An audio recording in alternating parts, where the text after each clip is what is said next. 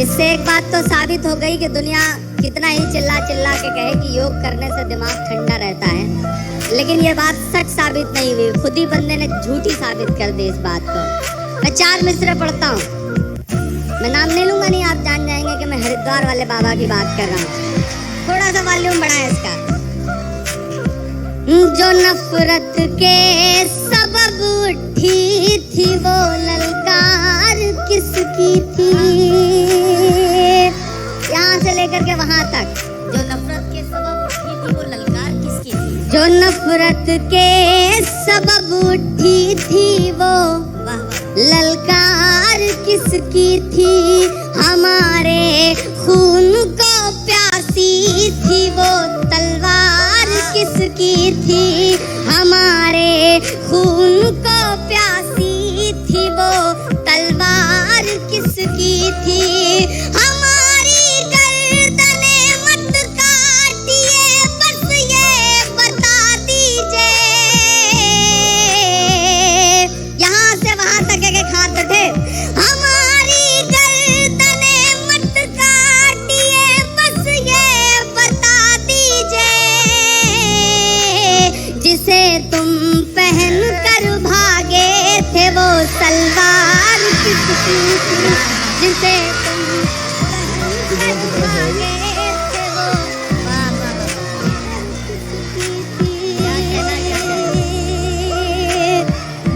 बहुत बहुत शुक्रिया, बहुत अच्छा सुन रहे हैं आप। क्या दोबारा पढ़ूं? जी जी जी, मैं फिर से पढ़ देता हूँ।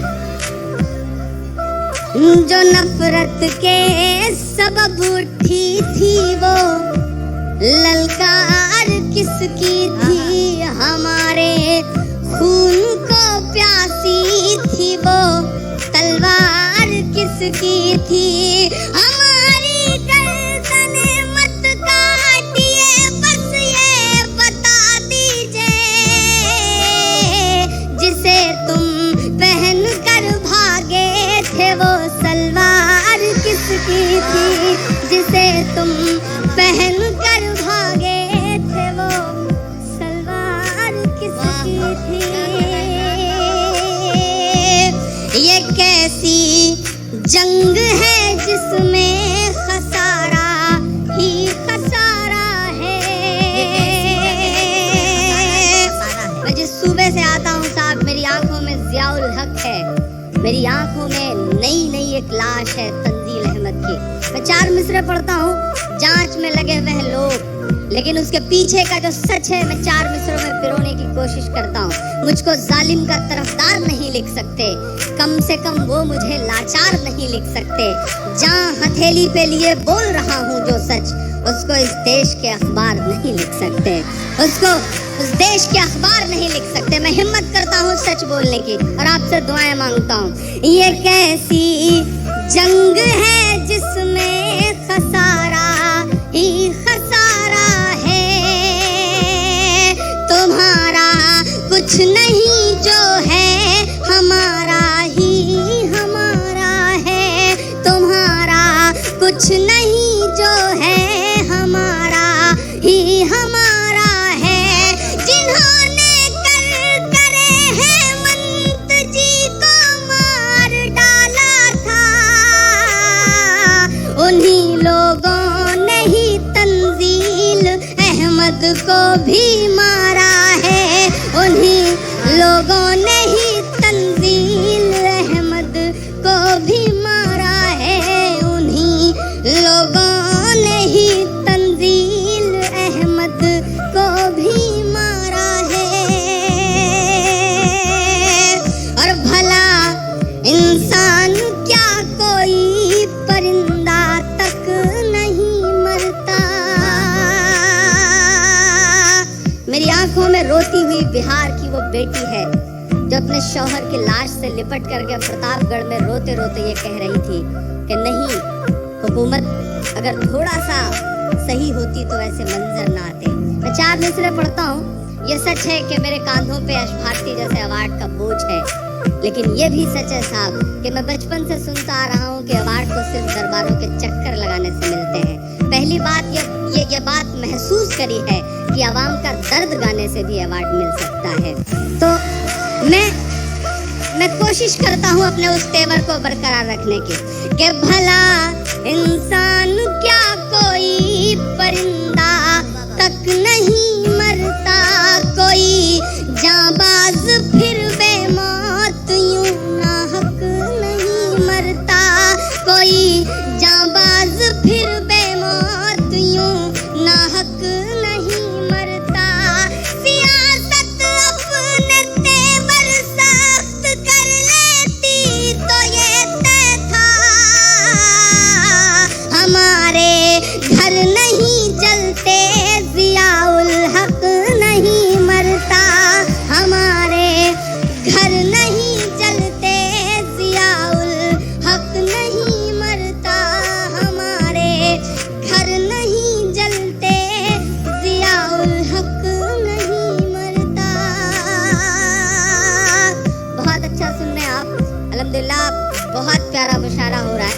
जिस शिद्दत से आप दुआ दे रहे हैं, दाद दे रहे हैं, इसी तरह से दाद देते रहे तो मेरे बाल बच्चे पल जाएंगे जो भी पैदा नहीं हुए हैं, और इसी तरह से रात रात भर मुशायरे हुए तो होंगे भी नहीं, इसकी गारंटी के साथ पढ़ता हूँ। आप बहुत मोहब्बत से सुन रहे हैं। मैं 4 मिसरे और पढ़ता हूँ और कोशिश करता हूँ कि आपको उन सारी चीज़ों से जोड़ सकूँ जो आपकी आंखों में है, आपके दिल में है, आपके एहसास में है। कि था शहंशाह को गुरूर बहुत, ये बिहार मेरी आंखों के सामने बैठा है साहब। ये अजीब सा सूबा है, अपने आप में बड़ा अनूठा सा सूबा। यहाँ के बच्चे, यहाँ की बच्चियां सब अलग ही मूड के लोग हैं साहब। वो पिछले दिनों बिहार का लड़का एक लड़की के साथ नदी के किनारे चांदनी रात में बड़े रोमांटिक मूड में बैठा हुआ था। लड़की ने उसके सीने पे हल्के से हाथ रख के कहा कि तुम्हारा दिल बहुत मुलायम है। तो उसने कहा नहीं सुषमा, ये खैनी रखी है खाबू का। तो ये बिहार है साहब, ये अपने आप में बड़ा अनूठा है। और मेरा तो मानना है साहब कि नीतीश जी ने शराब पे बैन लगा दिया, अगर उन्होंने खैनी पे बैन लगाने की कोशिश की तो बलवार हो जाएगा। ये बिहार है साहब। मैं इस बिहार की तमाम जो खूबसूरती है उसको सलाम करते हुए मिसरे पढ़ता हूँ। एक नाम आएगा वो भी बिहार से जुड़ा है, आईना दिखा रहा है बिहार पूरे हिंदुस्तान को। मैं पढ़ता हूँ और दुआएं मांगता हूँ आपसे कि था शहंशाह को गुरूर बहुत, रब ने उसका गुरूर तोड़ दिया, रब ने उसका गुरूर तोड़ दिया।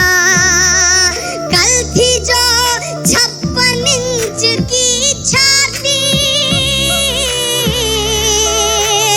कल थी जो 56 इंच की छाती, एक कन्हैया ने सब सिकोड़ दिया, एक कन्हैया ने सब सिकोड़ दिया, एक कन्हैया ने सब सिकोड़ दिया। बहुत शुक्रिया, बहुत शुक्रिया। मैं कोशिश कर रहा हूँ कि दोबारा के बजाय ज्यादा सुनाऊं। कई लोग ऐसे हैं जो सप्लीमेंट्री से पास हुए हैं, उन्हें बिना दोबारा के समझ में नहीं आता, लेकिन उनका हुक्म है तो मानना भी पड़ेगा, क्योंकि इधर वो लोग बैठे हैं जिनसे पेमेंट भी लेना है। मैं पढ़ता हूँ और दुआएं मांगता हूँ आपसे कि था शहंशाह को गुरूर बहुत। बड़े ऑथेंटिक, बड़े फाइनेंस को समझने वाले लोग, मार्केटिंग को समझने वाले लोग। गुफरान भाई बैठे हैं, मुझे 3 बार उन्होंने बताया कि इमरान भाई मैं मार्केटिंग से जुड़ा हुआ आदमी हूँ। तो मुझे एक चीज याद आई कि एक बार हम और गुफरान भाई ट्रेन में सफर कर रहे थे साहब। 3 लड़कियां नीचे बैठ कर बात कर रही थी शादी के सिलसिले में।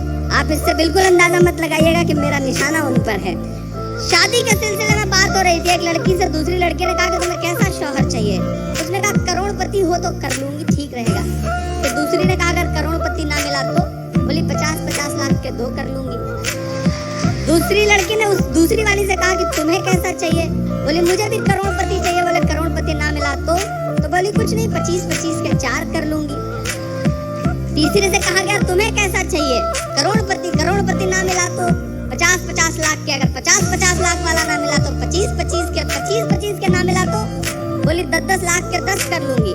गुफरान भाई ऊपर वाली सीट पे थे, कूद कर नीचे आए। बोले बहन जी जब रेट 1 लाख तक आ जाए तो मुझे भी खबर कर दीजिएगा, मैं भी लिस्ट में हूँ।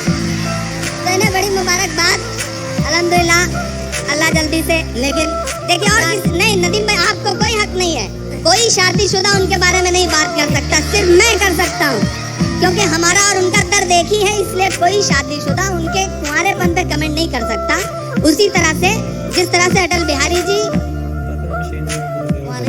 मतलब और बाकी लोगों पे कमेंट नहीं कर सकते। मायावती जी का नाम ले लूं, लेकिन वापस लौट के उत्तर प्रदेश जाना है ना, इसलिए मैं पढ़ता हूँ। था शहंशाह को गुरूर बहुत, रब ने उसका गुरूर तोड़ दिया। कल थी जो 56 इंच की छाती, एक कन्हैया ने सब सिकोड़ दिया, एक कन्हैया ने सब सिकोड़ दिया। और बिहार वालों, आपको एक और चीज के लिए आपका शुक्रिया अदा करता हूं।